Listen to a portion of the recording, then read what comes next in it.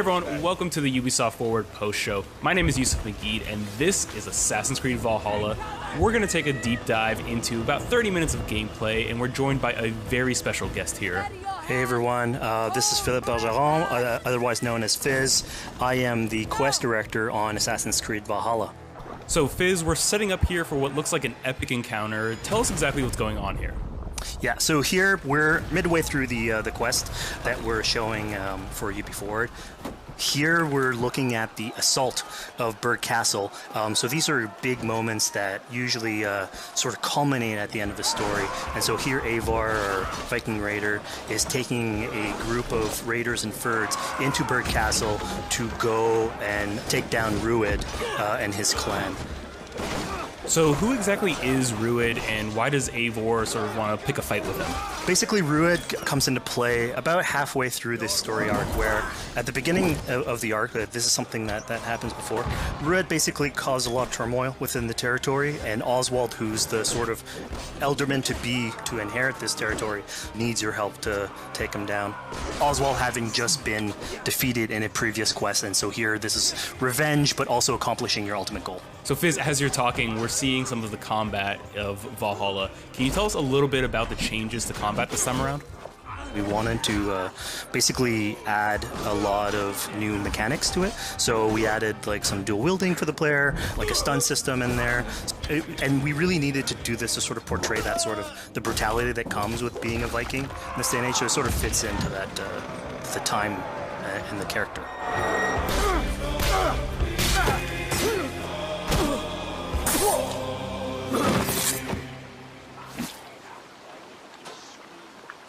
Oswald. He lives. Oswald lives! Eivor, is that you? Shut your arse, twig spine. Here, Eivor has taken her entire army through the assault, and finally it's revealed that our Elderman, our ally, Oswald, is still alive, and Rued has him captive. So this is what it comes to, Wolfkist? Two Danes fighting over a filthy Saxon whoreson?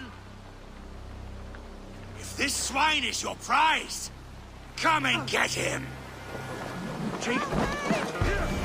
So now that we've seen that Oswald is alive, we have Rued within our sights. What's the next step here? So the next move for Eivor is to finally face off against Rued. She has her allies, they can take care of the rest of the army. Now it's time to go one-on-one against Rued in one of our boss battles, actually. Your battle is not yet won, Oswald. And it's worth pointing out, actually, that here what we're showing is the player going and facing off against Rued aggressively, but we tend to always have to support a 360-degree approach in these things. So the player could have approached this a little bit more stealthily and gotten at least like a good critical hit on either Rued or his wolf, and so you can play this a little bit more strategically if that's your playstyle. So we're not only fighting Rued here, but also his pet wolf, right? One of my preferred strategies is to eliminate the wolf first, just focus fire on him. It takes at least one opponent out of the combat. Now Rued will have extra abilities that come into play if you do eliminate his wolf, but I think having one opponent less in the battlefield makes for a good strategy in the whole.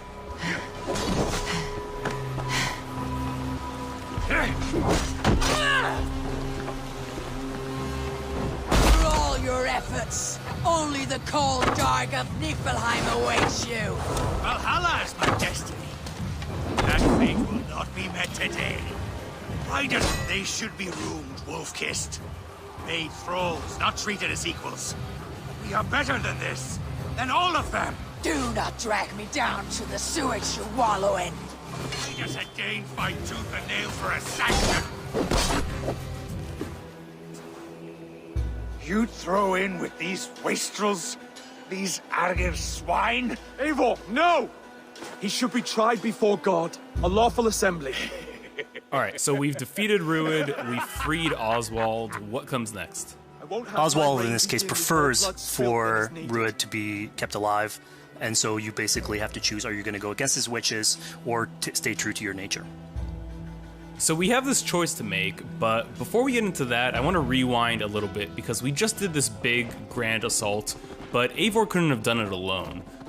She clearly had to recruit some folks along the way, get some troops, get some allies. So let's actually rewind and see how we went about first gathering those troops.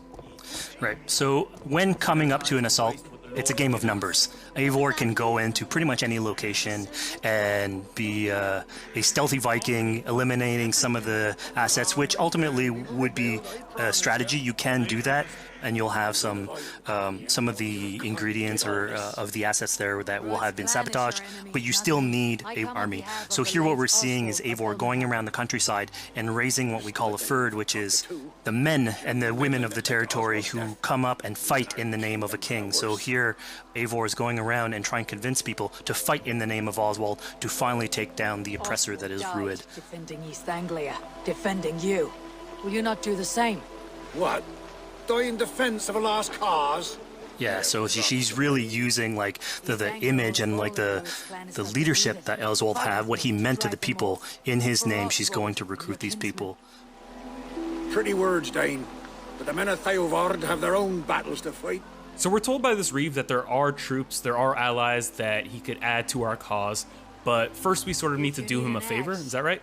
Yeah, so obviously these people have been run down by Rued and the impact he's had on the territory, so I think a lot of these people have sort of lost hope. And so you need to show them that there is hope. And so here Eivor is basically helping them take back one of their prized locations by taking a couple men and raiding a nearby township, basically taking it back for the people and showing that there's a reason to continue fighting and then get them on your side.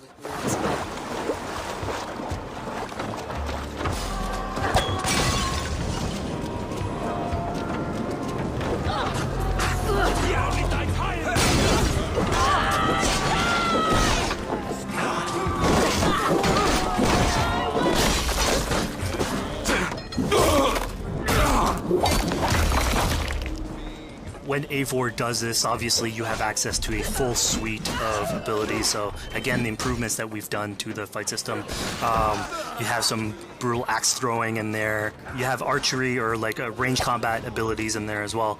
So really, again, like depending on what your playstyle is, you can customize your loadout and go in there how you wish.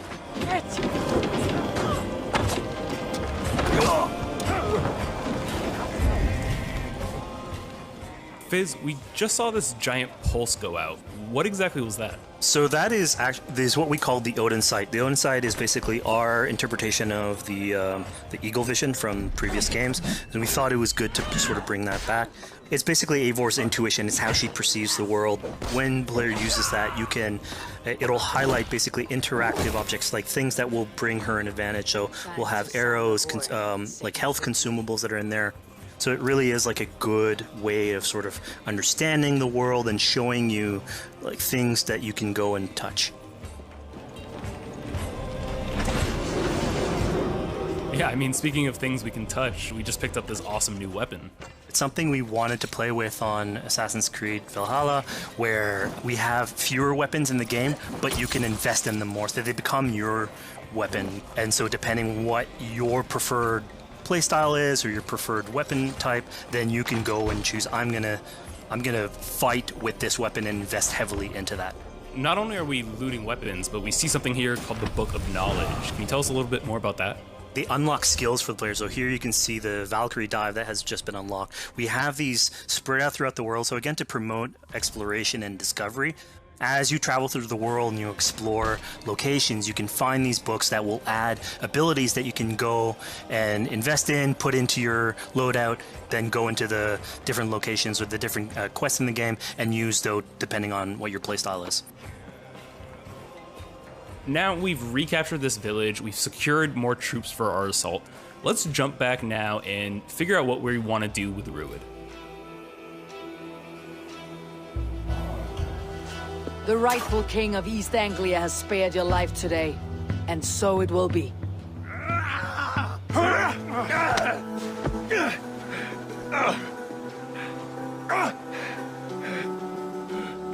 Compassion is a virtue suited for anyone, Eivor, including you.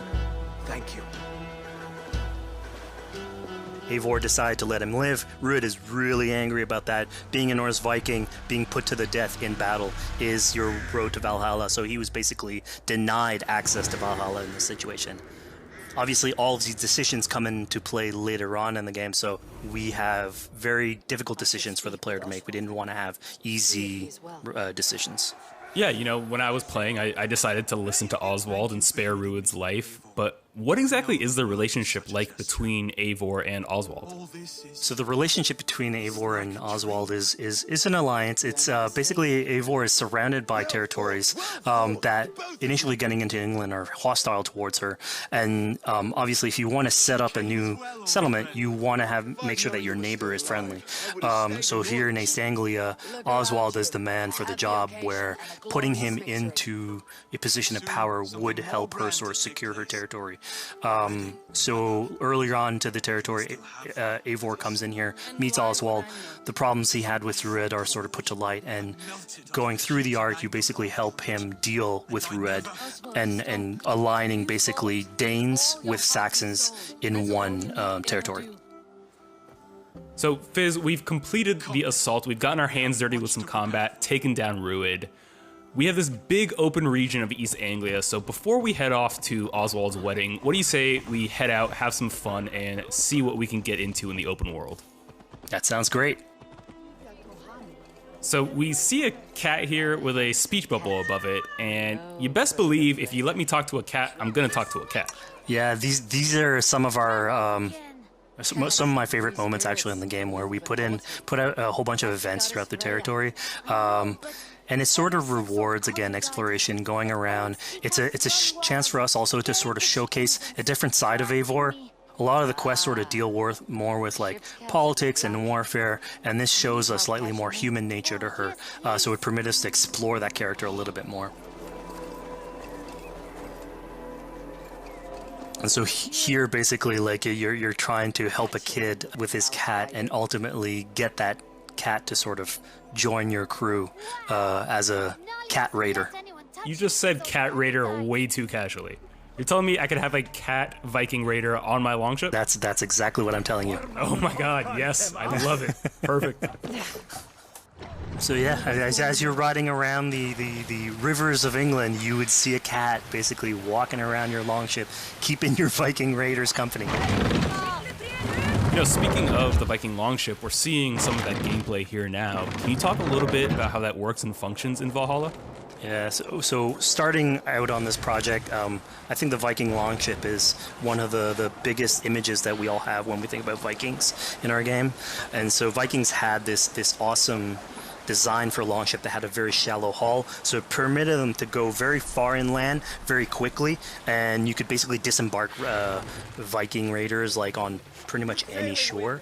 We added that into the game, where you can basically sail up to any location and then just decide to disembark with your guys and raid a location, loot all its treasure, get back in the ship, and then continue sailing down the river to your next opportunity.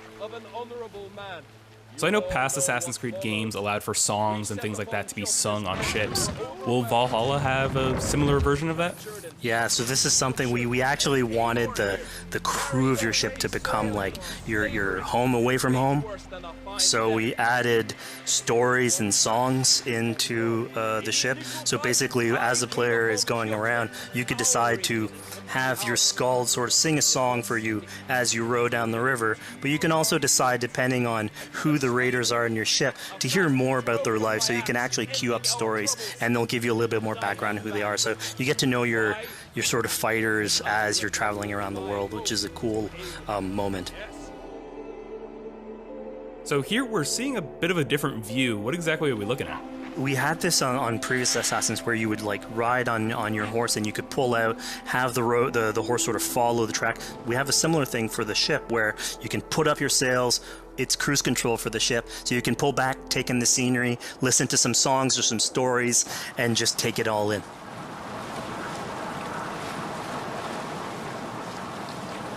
So, you know, speaking of Viking songs, we have an activity here that's not exactly singing, but kind of related, right? Yeah, so here what we have is what we call flighting, which was an activity that Norse people would partake in. they would like to have a battle of wits and sort of poetry where insults would be thrown back and forth between each other. The idea was to try and have a good insult, but also to have a good rhythm and a good rhyme in there. So it's basically a precursor to rap battles. Here's the silver. Now begin. To all those whom I speak, they say Eivor's a clod. Then you're speaking to fools and their knowledge is flawed. Well... How exactly do you go about being successful in one of these? The trick behind a good flight was to choose the right insult, identifying the right cadence, and then trying to find what rhymed the best. I'm known for my might. Interesting. Interesting. Silent whispers all claim that you're terribly dense.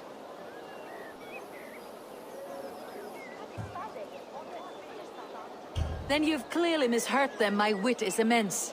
Oh, you looked out with that one. Well, what a surprise. Eivor of the Raven Clan is a true talent. I'm shocked. Don't believe everything you hear, unless it touches on my flighting. Then heed every word. Take the coin. So now that we've proven our sharp tongue and wit, I think it's time for a bit more relaxing activity. So we're fishing here. Yeah, that's it. So we gave Eivor a fishing line, so you can actually throw out a line and go catch some fish. This is used basically to play into our new health loop, where the player will lose health in the world, and it doesn't automatically regenerate like we would have in the past. So you actually have to go out and get some supplies. So you'll find mushrooms and some food that you can gather. But here, like you can also catch some fish and consume that to regain some health. We also will sometimes have it in certain quests. So it's a good way to sort of chill out on the side of the water and just, again, take it all in.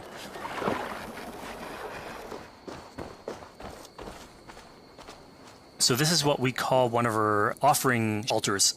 So the idea is that you find these around the world and you make offerings to it. So it'll take like animal parts and stuff that you can find throughout the world.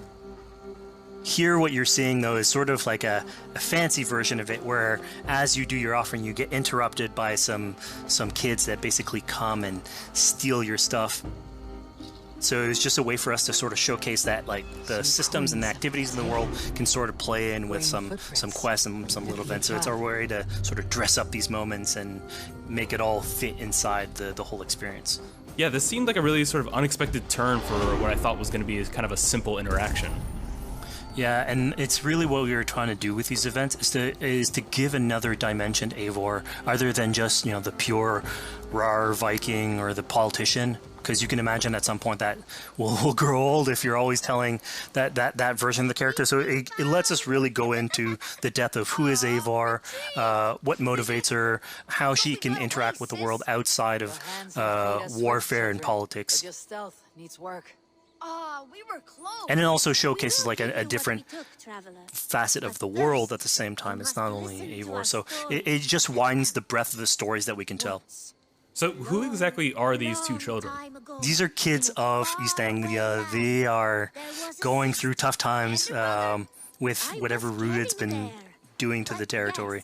And so they're just here trying to survive and basically exploit the people that are there to make offerings. It was kind of nice to see that Eivor wasn't really necessarily upset at them for stealing, and, you know, after you talk to them, you have the choice of helping them. You can, you know, give them food, give them some money, or, you know, maybe just say, hey, good luck, on your way. Yeah, and this is something we also wanted to do a lot. Like, so here we're doing an event, we do it in quests as well, but we want to give a lot of this agency into players' hands so that they can sort of shape Eivor a little bit. Who she is, so it represents them a little bit more, and they can roleplay that a little bit better. And again, it just gives her like a little bit more humanity in these moments. What large walkers should do. Provide for small walkers.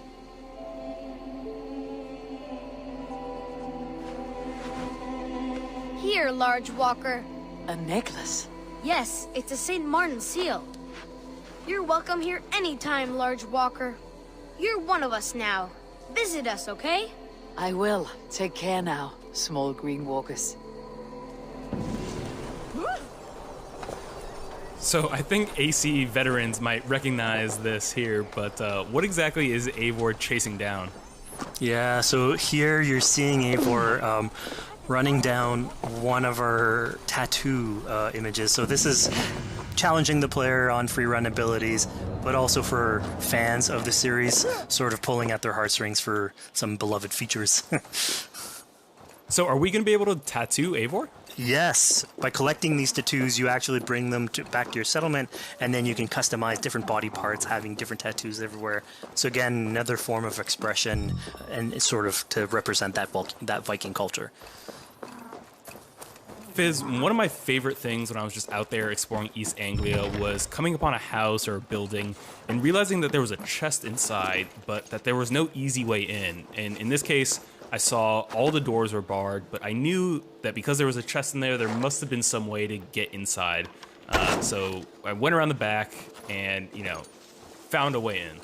Yeah, I'm glad you actually caught on to that. You're pointing at something that we wanted to work on a lot on Valhalla, where we wanted the exploration to make you feel smarter. So we played a lot with puzzle solving, so making sure that every house that you find sort of appeals to you, like it draws your attention, and then when you want to come and explore, it's not given to you. You still have to work for it a little bit, so it'll challenge you on your observation skills, logic, just trying to find how do I get into this. So we play a lot with level design, quest design to offer challenges to players, and you basically come out of it like with a better feeling for the exploration, but you also get to see more of a story behind these locations, which we've crafted. So it gave us a little bit more time to sort of slow down the experience and tell a different version of a story.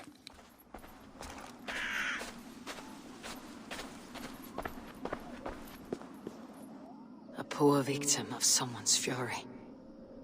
Yeah, I mean, speaking about exploration and just finding things out in the world, I was just wandering and came across this clearing and found this kind of morbid altar. Yeah, so this is one of our bigger events that we have scattered in the world. So as Eivor explores, she can find altars like this, and by interacting with them, here it's a trap that's been set by this character named Regan. Now, there's a bigger story behind all this. There's multiple steps to it later on. So this is one of the moments. It permits us to go into a slightly more mystical realm and play with a boss fight that has more magical abilities, if we will. And basically have this awesome boss fight in the middle of the swamps. And so here the abilities that you see Reagan using are a little bit on the mystical side of things. What's happening is Eivor at the beginning in that trap is poisoned, and so she starts sort of hallucinating, seeing the world in a sort of different light and filter. And so that's sort of what lets us go into the realm of the weird. My rage, spirit of my father's rage, fill me!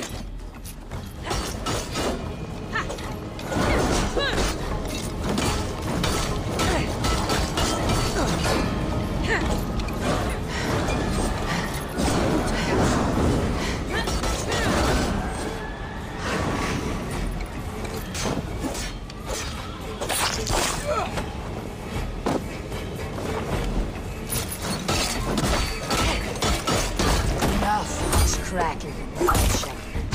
Let rest your demons. So we just saw here that Regan belongs to something called the Daughters of Lyrium. Yeah, that's correct. By finding the other daughters, you'll get a little bit more backstory on who they are, so we don't want to spoil that too much.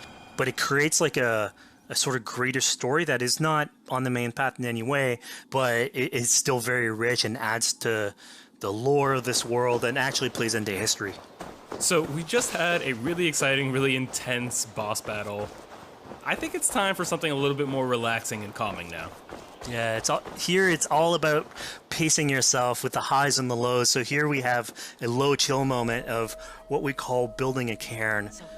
So Eivor, as she explores the world, will find these sort of meditative areas where you have a pile of rocks that you could just stack on top of another using physics. And I mean, yeah, the ultimate goal is to try and get the highest pile of rocks, but really it's about taking in the sights, relaxing, taking a step back, and just building something. Together we stack stones into cairns.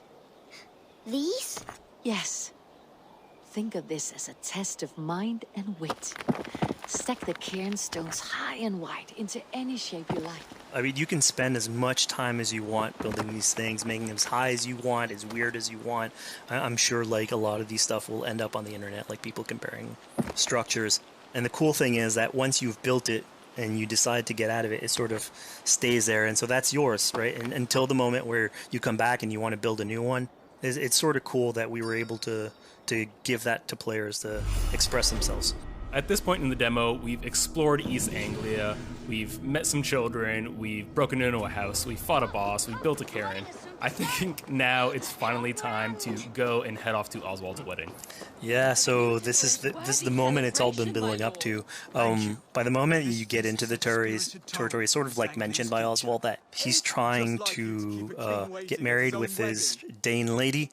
And so as you go through the arc, that's sort of like the underlying thread. Really, it's about Rued creating turmoil in the territory and helping Oswald sort of get above that and show that he's a good leader. And so you finally, after going through all of that arc, finally get these two together, go through their wedding, and you're invited to attend the ceremony. And then all the activities and fun times that comes afterwards. Yeah, as much as we've seen the brutal side of England, it's nice to see, the joyous side of it as well. Yeah, and it's something we really wanted to play on in Valhalla, where being a Viking is not only about being a raider or a warrior. I mean, there's revelry, there's feasting, there's partying that goes, and like if someone knows how to party, it's a Viking. And so here, this is one of our opportunities to sort of show what a sort of Viking gathering is. And what's cool here is it's a good alliance of Norse culture with Saxon culture, sort of smashing those two things together and building bridges. Yeah, I mean, what's a wedding without some drunk archery, right? Yeah, so like, anything can happen in a Viking event, right? Eivor, yeah, here, just get drunk, shoot some arrows. Barely a challenge. Steady all, and ready yourself for the wedding race. The king and his bride against all. My king, he...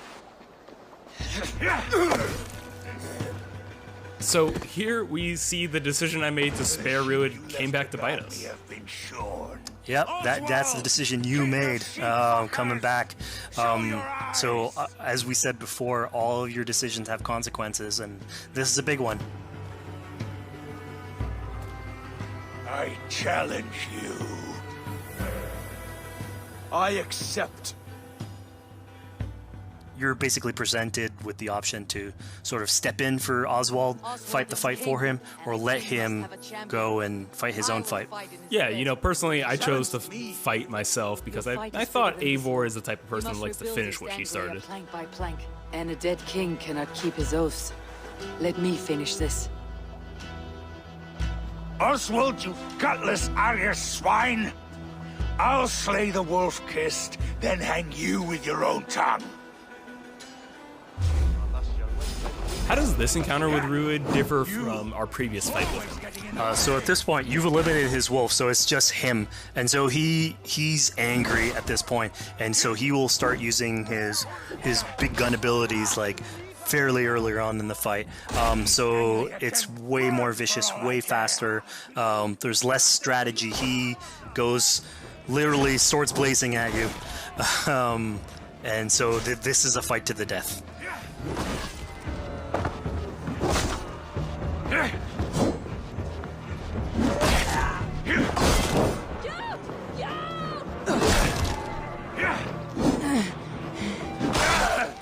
And of course, here, like, this is a decision you made to go and fight him, but there's multiple outcomes to this scenario. You could have let Oswald fight his own fight and prove basically his station as the rightful leader. If you had eliminated Rued, obviously this would not have happened. It would have been a slightly more joyous occasion. But ultimately, in all scenarios, you still have an alliance with Oswald. He's proven to be the right leader for this territory and to be a good ally for you. A great service. I promised you an alliance, and now you have it. And one day I will need you to make good on that alliance. So we're about to take off from the wedding, but Eivor decides it's a good idea to check up on her friend Finner. Yeah, so Finner is probably one of the more recurring characters in this arc. You get to meet him very early on. He's a very endearing character, sort of used to have a Viking life, sort of misses it, and going through all these adventures together is sort of like lights that fire back, and so he's willing to join you in your raiders. So he's one of many raiders that you'll encounter in the game, and you can sort of recruit, bring back home, and then have them sort of join you on your adventures on the longship. He can tell you these stories that we're telling you about. You get to know a little bit more about him. So again, it's a fun way to sort of discover more about these characters that you meet and bring them along for adventures. Together, I'll gather my things. Well, folks, we've come to the end of our Assassin's Creed Valhalla playthrough. Fizz, thank you so much for joining us. When and where can people play it? Assassin's Creed Valhalla will be out on Xbox Series X and PlayStation 5 and is coming to Xbox One, PlayStation 4, PC, and Stadia on November 17th. Assassin's Creed Valhalla, available November 17th.